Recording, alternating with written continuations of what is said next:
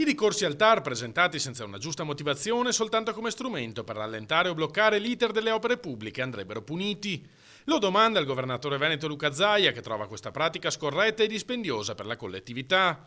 Questi danni li dovrebbe pagare chi li ha causati, sostiene, chiedendo un intervento del legislatore, perché non è giusto che a pagare siano sempre i cittadini. Dovremmo pensare di istituire anche nuove formule per dei pareri preventivi e meglio ancora agire nei confronti di chi magari fa dei ricorsi semplicemente strumentali per bloccare le procedure. Questo è il vero problema che hanno gli enti pubblici.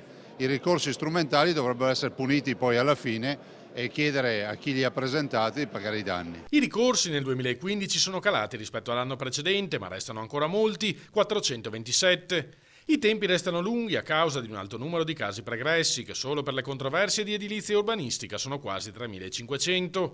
Un altro motivo è la perenne carenza di organico lamentata dal presidente del Tribunale amministrativo Maurizio Nicolosi durante l'inaugurazione dell'anno giudiziario. Per questi ritardi l'Italia continua a venire condannata dalla Corte europea a pagare milioni di risarcimenti, spiega. Assumere i nuovi magistrati che ci consentirebbero di tornare in pari costerebbe molto meno. Il saldo per il bilancio dello Stato sarebbe a saldo zero, nel senso, anzi ci sarebbe un risparmio nel tempo, ovviamente non nell'immediato, perché l'assunzione dei magistrati in tempo della pianta stabile sicuramente azzererebbe i costi per il pagamento degli indennizzi.